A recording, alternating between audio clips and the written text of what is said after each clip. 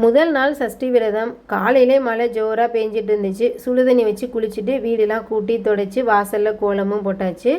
காலையில் டிஃபனுக்கு கார சட்னியும் தோசையும் பண்ணியிருந்தேன். நான் ஃபாஸ்டிங் இருக்கலான்னு முடிவு பண்ணியிருந்தேன். ஹஸ்பண்ட் சாப்பிட்டுட்டு டியூட்டிக்கு போயிட்டாரு. சன்விக்கும் சாப்பாடு ஊட்டிட்டு நான் சமைக்கிறதுக்காக கிச்சனுக்கு வந்துட்டேன்.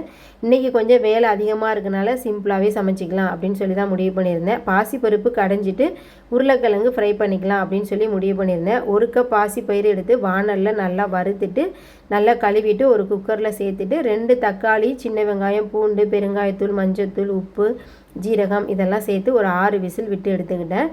சாதமும் அரிசி போட்டு அதுவும் வெந்துருச்சு. மழை ஜோராக பேஞ்சிட்டு இருந்ததுனால எங்களோட குட்டி மேடத்துக்கு ஸ்கூல் லீவுன்னு காலையிலே மெசேஜ் வந்துருச்சு. உடனே சன்விக்கு ஒரே ஹாப்பி தான். அவங்களோட வேலையை அவங்க கரெக்டாக பார்த்துட்டு இருந்தாங்க. தீபாவளிக்கு செஞ்ச முறுக்கை சாப்பிட்டுக்கிட்டு டிவியை பார்த்துக்கிட்டு என்னை எதுவும் தொந்தரவு பண்ணலை. அதனால் எனக்கு வேலை ஈஸியாக போணுச்சு. நெய்வேத்தியமாக பொங்கல் செய்யலாம் அப்படின்னு சொல்லி தான் முடிவு பண்ணியிருந்தேன். 1/4 கப் பாசிப்பயிறு, 1/2 கப்பு மட்டும் அரிசி சேர்த்து குக்கரில் வேக வச்சு வெல்லம் பாவு காய்ச்சி அதில் சேர்த்துக்கிட்டேன். தேங்காய் துருவல் 2 கைப்பிடி சேர்த்து நல்லா கிளறி விட்டுட்டு தாளிப்புக்கு பார்த்திங்கன்னா நெய் சேர்த்து வீட்டில் முந்திரி இல்லை திராட்சை மட்டும் இருந்துச்சு. அதை மட்டும் சேர்த்து தாளிப்பாக கொடுத்துக்கிட்டேன்.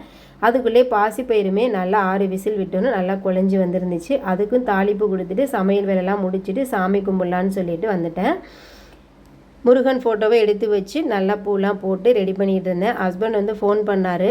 சரி லஞ்ச் டைம்லேயே சாமி கும்பிட்லான்னு தான் நான் எல்லாம் ரெடி பண்ணிகிட்டு இருந்தேன். அவர் பார்த்திங்கன்னா டியூட்டியில் பிஸியாக இருக்குது, வர்றதுக்கு லேட் ஆகும், நீங்களே சாமி கும்பிட்ருங்க அப்படின்னு சொல்லி சொன்னார்.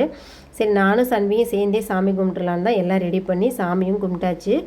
நான் சஷ்டி விரதம் ரொம்ப கடுமையாலாம் இது வரைக்கும் இருந்ததில்லை. எப்போதும் போல் என்கிட்ட இருக்கிறத நெய்வேத்தியமாக வச்சு விளக்கேற்றி சாமி கும்பிடுவேன். இது என்னோட முதல் நாள் இந்த மாதிரி போச்சு.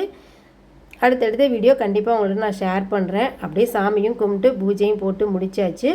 முருகனோட அருள் உங்களுக்கும் கிடைக்கட்டும். மீண்டும் அடுத்த வீடியோவில் பார்க்கலாம். பாய் பாய்.